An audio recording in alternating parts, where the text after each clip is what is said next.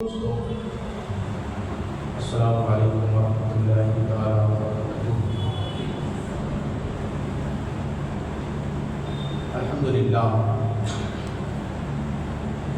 الحمدللہ رب العالمین والعاقبۃ للمتقین والصلاة والسلام علی سید المرسلین وعلی آلہ وصحبہ اجمعین، اما بعد فاعوذ باللہ من الشیطان الرجیم، بسم اللہ الرحمن الرحیم۔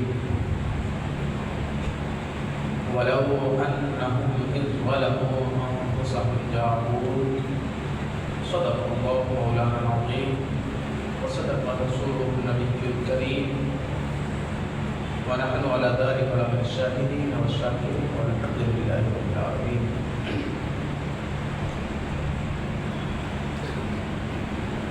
پیارے عزیز ساتھیو، دوستو،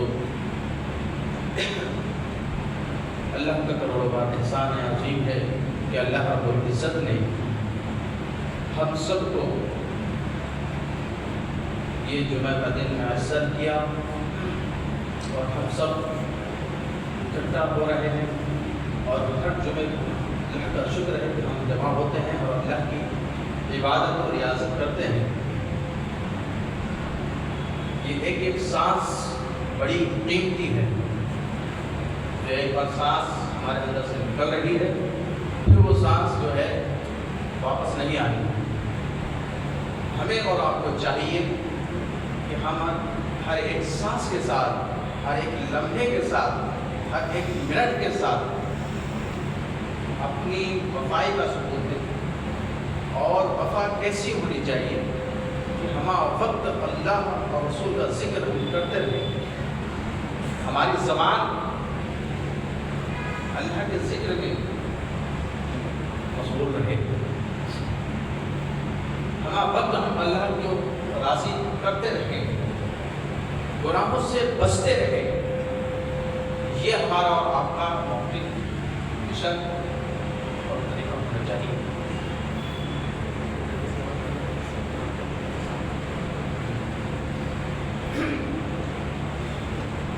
عزیز و بزرگو، دوستو، ابھی میں نے جس آیت کریمہ کا تلاوت کرنے کا شرف حاصل کیا، آئیے اس کا مفہوم معنی بیان کرنے سے قبل ہم اور آپ سب سے پہلے آقا نامدار دونوں عالم کے والد و مختار احمد مجتبیٰ محمد مصطفیٰ صلی اللہ علیہ وسلم کی بارگاہ رسالت میں درود و سلام کا نذرانہ عقیدت پیش کریں۔ بڑے آواز بلند اللہم صلی علی سیدنا مولانا محمد وآلہ وسلم، صلاۃ و سلام علیک یا رسول اللہ صلی اللہ تعالی علیہ وسلم۔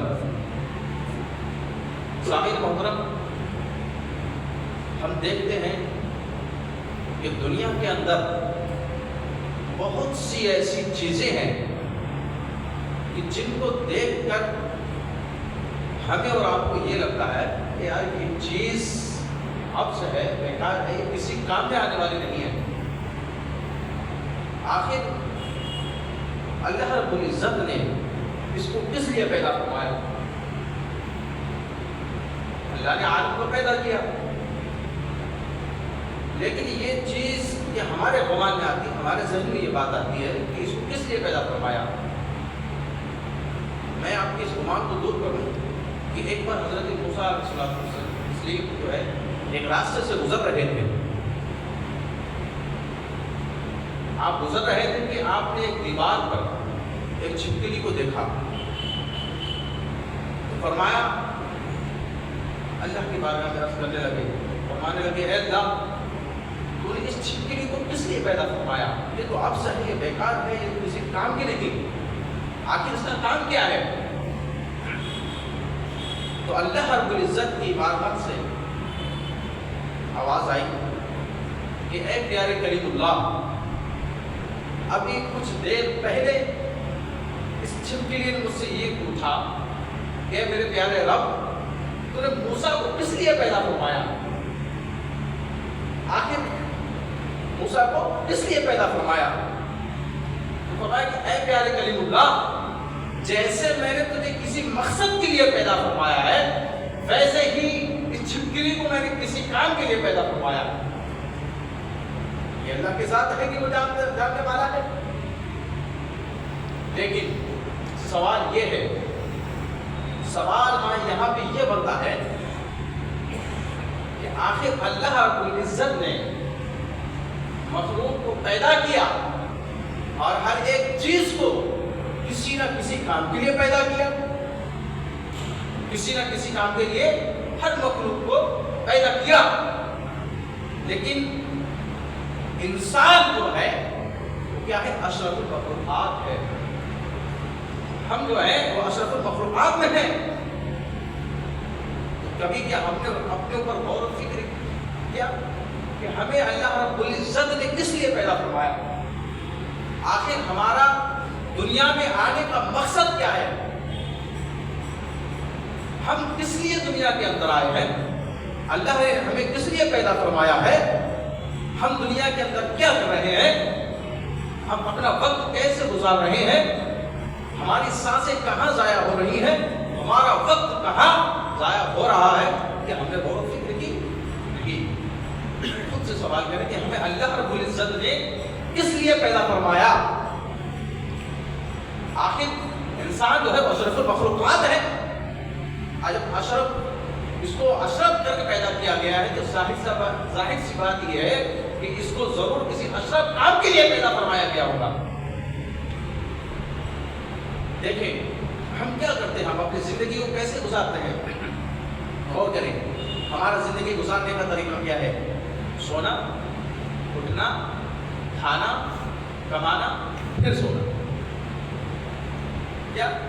سونا شروع، اٹھنا، کھانا، پینا، کمانا، پھر سو جانا، پھر سو جانا.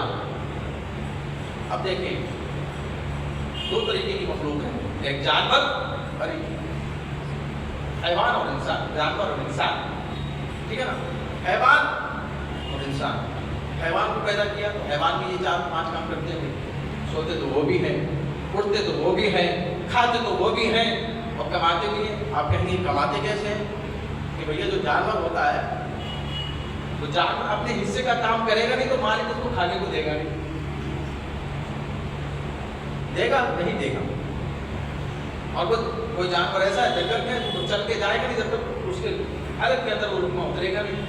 پتہ یہ چلا کہ اگر کسی کو اپنا پیٹ بھرنا ہے تو اس کو کرنا پڑے گا، اس کو کرنا پڑے گا. تو یہ جو کام ہے کھانا، کمانا، سونا، اٹھنا، زندگی گزار کے مر جانا ہے، یہ کام تو جانور بھی کر رہے ہیں.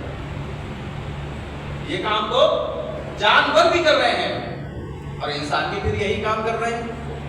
اچھا بتائیں پھر جانور اور انسان میں فرق کیا رہا؟ عقل اور بے عقل میں کیا فرق رہا؟ صاحب عمل اور بے عمل میں فرق کیا رہا؟ امتیاز ہونا چاہیے نا، فرق ہونا چاہیے کہ ہمیں کس لیے پیدا فرمایا. آئیے ہم اللہ رب العزت کی بارگاہ میں چلیں اور اللہ کی عطا سے ہم کلام پاک سے یہ سوال کریں کہ اے کلام اللہ تو لا ریب ہے، تو سچی ہے، تیرے اندر ہر ایک سوال کا جواب ہے. اے اللہ کی کلام تو ہمیں یہ تو بتا کہ اللہ نے ہمیں کس لیے پیدا فرمایا، تو ہمارے رہنمائی تو فرما، تو رہنمائی کرنے والی ہے. تو ہم جب کلام اللہ کی طرف بڑھیں گے اور سوال کریں گے کہ آخر ہمیں کس لیے پیدا فرمایا گیا، تو اللہ رب العزت کی طرف سے یہ حکم ہوا کہ وما خلقت الجن والانس الا لیعبدون، کہ ہم نے انسان اور جنات کو اس لیے پیدا فرمایا کہ وہ میری عبادت کریں.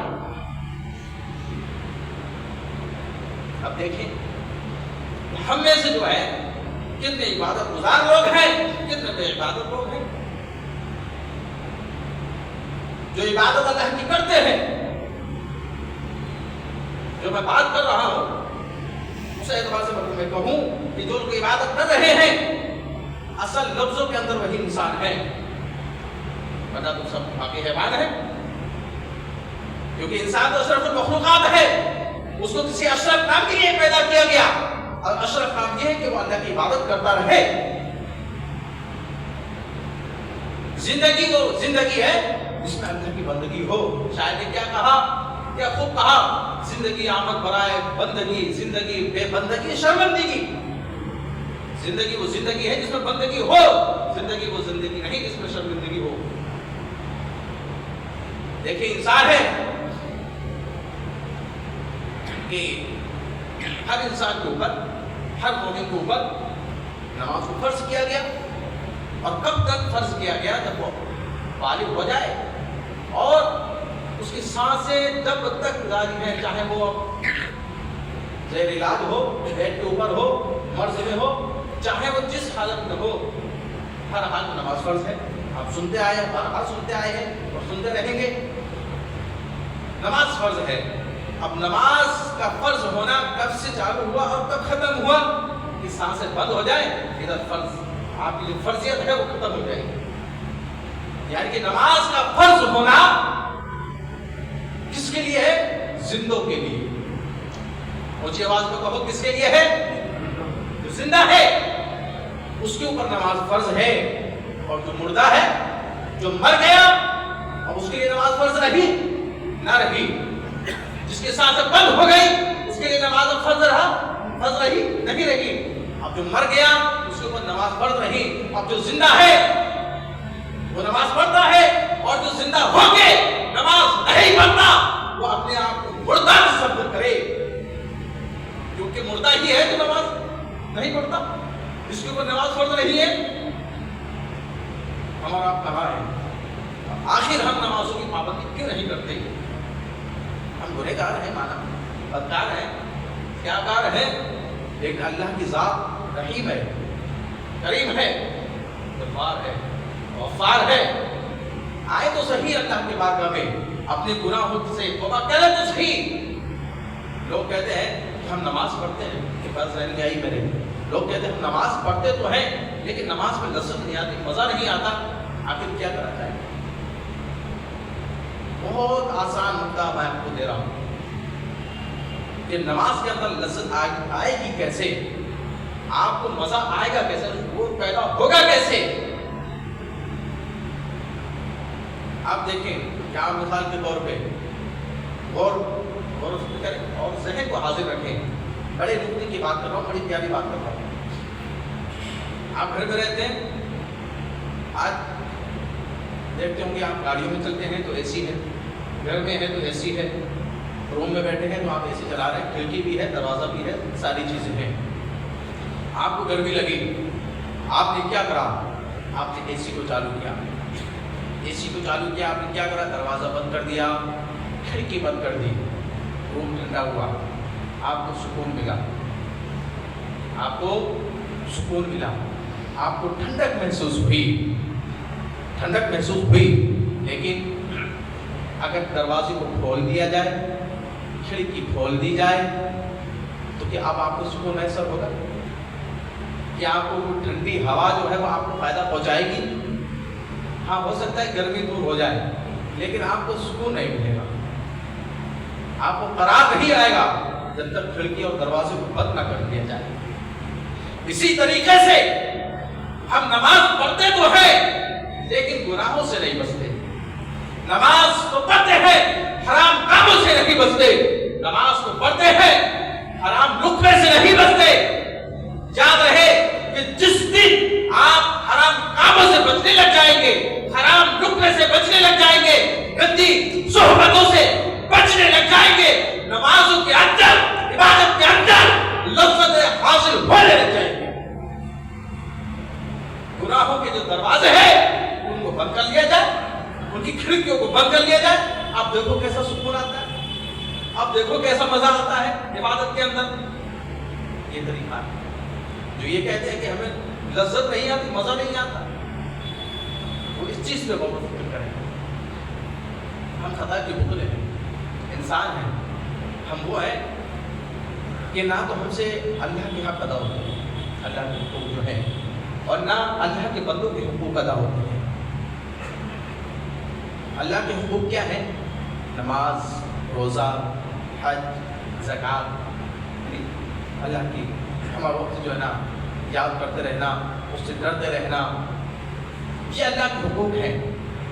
اور اللہ کے بندوں کی حقوق ہیں کہ جیسے والدین کی کیا حقوق ہیں، والدین کا ادب کرنا، ان کی بات کو ماننا، ان کے فرامین پر عمل کرنا، بہن بھائی کے ساتھ میں وفاداری سے پیش آنا، ان کا حصہ جو ہے اس کو عزم نہ کرنا، نہ ہڑپنا، دوست یاروں کے ساتھ میں ان کے ساتھ وفاداری سے پیش آنا، رشتہ داروں کے ساتھ میں اچھی طریقے سے پیش آنا، یہ ان کی الگ الگ کیٹیگری ہے جو حقوق ہیں۔ لیکن ہم خطا کے پتلے ہیں، انسان ہیں، ہم سے ہر ایک کے ساتھ جو ہے وہ وفائی سے پیش نہیں آ پاتے، ہر ایک کے ساتھ میں ہم جو ہے اس کے حق کو ادا نہیں کر پاتے۔ جو اللہ کے حقوق ہیں اس کو کہتے ہیں حقوق اللہ۔ کیا کہتے ہیں؟ حقوق اللہ۔ اور ایک ہے جو اللہ کے بندوں کے ساتھ جو حقوق ہے اس کو کہتے ہیں حقوق العباد، یعنی کہ اللہ کے بندوں کے حقوق۔ اب دیکھیں، بڑی پیاری بات میں آپ سے کر رہا ہوں کہ کوئی انسان ہے اپنے والد کو ناراض کرے، اپنے بھائی کو ناراض کرے اور اللہ کی بارگاہ میں آ جائے اور اللہ سے یہ دعا کرے کہ اللہ میں نے اپنے والد کو ناراض کر دیا، ناراض کر بیٹھا ہوں، اس کو میں نے والد کو تکلیف دی ہے، لہٰذا اے اللہ تو مجھے معاف فرما، اے اللہ تو مجھے معاف فرما۔ بارگاہ الہی سے کیا جواب ملے گا کہ بندے ناراض تو اپنے باپ کو کیا ہے، ناراض تو نے اپنے بھائی کو کیا ہے، ناراض تو نے اپنے ماں کو کیا ہے، ماں کی عزت طلب کرتا ہے۔ اگر باپ کو راضی کرنا ہے تو باپ کے دروازے پر جا، ماں ناراض ہے تو ماں کے پاس جا، بہن ناراض ہے تو بہن کے دروازے پر جا، رشتہ دار ناراض ہے تو رشتہ دار کے دروازے پر جا، دوست ناراض ہے تو دوست کے دروازے پر جا، اس سے معافی طلب کر اور تجھے معافی مل جائے گی۔ اگر وہ معاف کر دیتا ہے اور وہ معاف کر دے تو بارگاہ الہی سے بھی تجھے معافی مل جائے گی۔ سوال یہ ہوا کہ اگر باپ ناراض ہو تو باپ کے دروازے پر، ماں ناراض ہو تو ماں کے دروازے پر، بھائی بہن جو بھی ہو جس کو آپ نے ناراض کیا تو معافی مانگنے کے لیے، اپنے آپ کو معاف کروانے کے لیے اس کے دروازے پر جانا ضروری ہے۔ اور اگر بندہ یہ کیا ہے اللہ کے بندوں کے حقوق ادا نہ کر سکا، ان کو ناراض کر بیٹھے اور ان کو راضی کرنے کے لیے ان کے دروازوں پر جانا پڑ رہا ہے، اور جب اللہ کے بندے اللہ کو ہی ناراض کر بیٹھے، اللہ کو ناراض کر بیٹھے، اب جو ہے اللہ کو راضی کرنے کے لیے وہ کس دروازے پر جائے، کس کا دروازہ کھٹکھٹائے اور کہاں جا کے اللہ کو راضی کرے، کہاں جائے؟ کسی نے کہا کہ بھائی مساجد اللہ کا گھر ہے، جتنے مساجدیں ہیں، مسجد ہے وہ اللہ کا گھر ہے، تو ایک شہر کے اندر کئی مسجدیں ہیں، کون سی مسجد کا دروازہ پکڑ کر یہ کہا جائے کہ یہ اللہ کا گھر ہے؟ پھر کہا کہ اللہ تو جتنا لامکان، اس کا کوئی مکان ہی نہیں ہے، تو کس دروازے پر جائے؟ کسی نے کہا کہ اللہ کی ذات وہ ہے، وہ میرے وجود کے اندر ہے، میرے وجود کے اندر ہے، تو کہا اگر میرے وجود کے اندر ہے تو یہ بات بھی اچھی نہ ہوگی۔ کیوں؟ اس لیے کہ مکان جو ہے بڑا ہوتا ہے اور مکین چھوٹا ہوتا ہے۔ اگر میں یہ کہوں، کسی نے کہا کہ میرے دل کے اندر، میرے وجود کے اندر رب ہے، تو یہ تو بڑی بے ادبی والی بات ہو گئی، کیونکہ مکان بڑا ہوتا ہے اور مکین چھوٹا ہوتا ہے، تو یہ بات بننے والی نہیں ہے۔ آخر اللہ رب العزت کا گھر کہاں، اس کا دروازہ کہاں، آخر ہم کہاں جا کے معافی طلبی کریں؟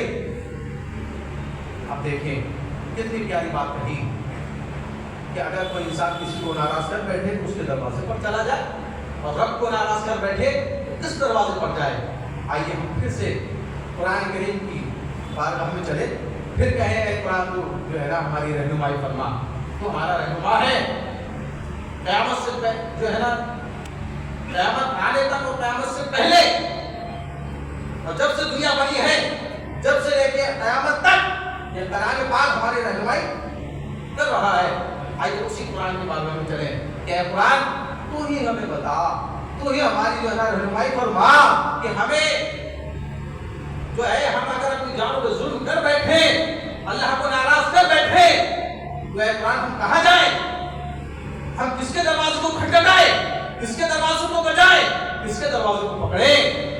عنہ کا بڑے پیارے انداز میں فرماتا ہے کیا کہ وَلَوْ أَنَّهُمْ إِذْ ظَلَمُوا أَنفُسَهُمْ جَاءُوا، کیا مطلب؟ میرا رب نے فرمایا کہ میں اپنی بات نہیں کر رہا، میں اپنی ذات کی بات نہیں کر رہا، کسی عالم دین نے نہیں کہا، کسی عالم دین نے یا کسی اولیاء نے یا کسی نبی نے نہیں کہا، بلکہ یہ رب کی ذات کہہ رہی ہے. کیا کہہ رہی ہے؟ وَلَوْ أَنَّهُمْ إِذْ ظَلَمُوا أَنفُسَهُمْ جَاءُوكَ، اے محبوب فرما دو کہ جو اپنی جانوں پہ ظلم کر لے، جو اپنی جانوں پر ظلم کر لے، اے محبوب تیری بارگاہ میں حاضر ہو جائے.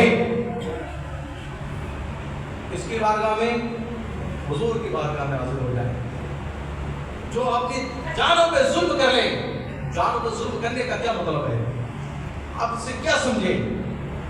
جانوں پہ ظلم کرنے کا مطلب یہ ہے کہ جب انسان گناہوں کے اندر مبتلا ہو جائے، گناہ کر بیٹھے، اللہ کو ناراض کر بیٹھے. گناہ کرے گا تو اللہ ناراض ہوگا، گناہ نہیں کرے گا تو اللہ راضی. عبادت کرتا رہے گا تو اللہ راضی، اللہ کرتا رہے گا، اللہ کے بندوں کے حقوق ادا کرتا رہے گا تو اللہ راضی. لیکن گناہ کرے گا تو اللہ ناراض.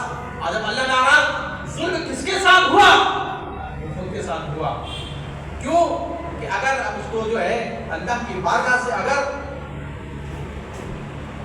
اس کو معافی نہ ملی اور اسی حالت کے اندر مر گیا، موت آ گئی، کیا ہوگا؟ اس کو سزا دی جائے گی. سزا دی جائے گی. اب سزا دی جائے گی اس کا کیا مطلب ہوا کہ اس نے اپنی جان پر جو ہے ظلم کیا. اب اس پہ جو جان پر ظلم کیا، اب اس کی معافی کہا کہ محبوب کو تیری بارگاہ میں حاضر ہو جائے. اعلیٰ حضرت نے کیا خوب کہا اس موقع پر، کیا خوب لکھا ہے، با خدا خدا کا یہی ہے در. کہے سبحان اللہ یار، بلند آواز سے کہے سبحان اللہ. با خدا خدا کا یہی ہے در، نہیں اور کوئی مفر مکر جو وہاں سے ہو، جو اللہ کی بارگاہ سے جو وہاں سے ہو، یہی آگے ہو، جو یہاں نہیں وہ وہاں نہیں. کیا کہا؟ پھر کہا ایک جگہ ہو کہ وہی رب ہے جس نے تجھ کو ہمدن کرم بنایا. سبحان اللہ. وہی رب ہے جس نے تجھ کو ہمدن کرم بنایا. یا رسول اللہ ہمیں بھی مانگنے کو تیرا راستہ بتایا. تجھے حمد ہے بتایا، تجھے حمد ہے بتایا. قربان جاؤ اعلیٰ حضرت نے کیا کہ جب موقع ملا، جب دیکھا جہاں روشنی پڑی، وہیں پہ ایسے شعر ایسے اشعار کو لکھ دیا کہ ایک اشعار کا اگر کوئی عالم دین بولے تو وقت کم پڑ جائے، لیکن بات اتنی طویل ہو جاتی ہے کہ وقت کم پڑ جائے لیکن بات پوری نہیں ہو پاتی. سمجھے نا؟ تیری بارگاہ میں حاضر ہو جائے، اے محبوب کو تیری بارگاہ میں حاضر ہو جائے. ایک صحابی رسول جو ہیں حضور علیہ السلام کی بارگاہ میں حاضر ہوئے اور کہنے لگے یا رسول اللہ. لفظ ہے حدیث پاک کے یا رسول اللہ. بہت سارے لوگ جو ہے اس بات سے ڈرتے یا رسول اللہ نہ کہو، یا رسول اللہ نہ پکارو. صحابیوں نے پکارا تیری کیا اوقات ہے؟ فرمایا یا رسول اللہ رحم کریں کہ میں نے جو ہے ظلم کر دیا، اللہ ہم سے ناراض ہو، کہ کیا ہوا، کیوں پریشان ہو؟ یا رسول اللہ صلی اللہ علیہ وسلم میں روزے کی حالت میں تھا اور میں نے روزہ توڑ دیا. مختصر وقت کے اندر، مختصر بات کے اندر اس بات کو سمیٹ دوں کیونکہ وقت قریب ہے. تو کہا اچھا ایک کام کر جا، 60 مسکینوں کو کھانا کھلا دے، پھر روزے کا کفارہ ہو جائے گا. تو کہا یا رسول اللہ میں اتنی وسعت نہیں رکھتا، اتنی طاقت نہیں رکھتا، اتنا مالدار تو نہیں ہوں کہ میں 60 مسکینوں کو کھانا کھلا دوں. تو فرمایا اچھا ایسا ہے. تو کہا چل ٹھیک ہے تو ایک کام کر 60 روزے رکھ لے. کہا یا رسول اللہ میں اتنی طاقت بھی نہیں رکھتا، میں اگر اتنی طاقت رکھتا تو میں یہ روزہ ہی کیوں توڑتا؟ میں اتنی طاقت بھی نہیں رکھتا کہ میں 60 روزے رکھ سکوں. بولے اچھا چل ٹھیک ہے تو ایک کام کر، نہیں کر سکتا ہے میں کہا تو صبر کر، بیٹھ جا، اللہ معاف کرنے والا ہے. تو ایک کام کرنا کہ کچھ کھجوریں لے لینا اور جو ہے وہ غریبوں کے اندر بانٹ دینا. بولے حضور میرے پاس تو کھجور بھی نہیں ہے.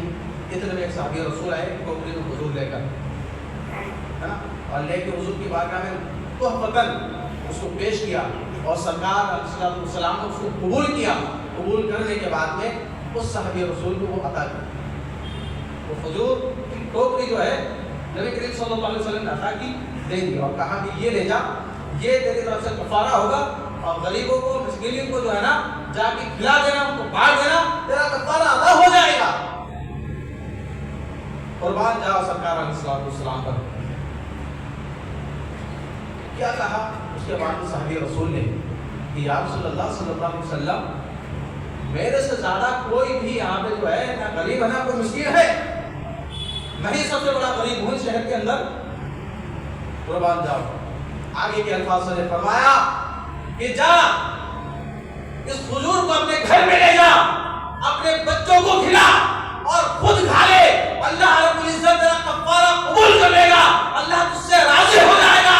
اللہ کو راضی اسی کے اندر, رضا اس کی اسی کے اندر ہے. پھر کہ تو یہ لے جا, اپنے بچوں کو کھلا اور خود کھا, اور تیرا کفارہ ادا ہو جائے گا اور تیرے پر کوئی گناہ نہ رہے گا. اللہ تجھ سے راضی ہوگا, تجھے جنت میں اللہ رب العزت روز قیامت ادھر دے گا. سبحان اللہ.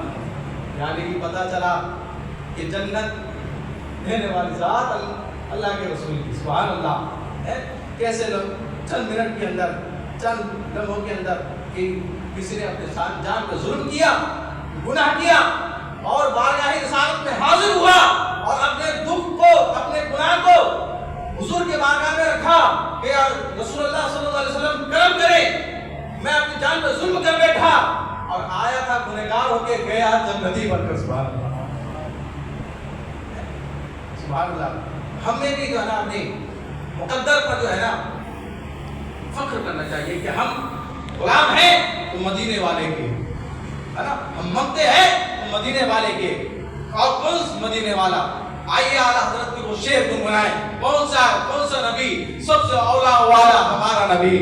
سب سے والا والا ہمارا نبی. اپنے مولا کا پیارا ہمارا نبی. دونوں عالم کا دولا ہمارا نبی. خلق سے اولیاء اور یا سے رسول اور رسول سے اعلیٰ ہمارا نبی.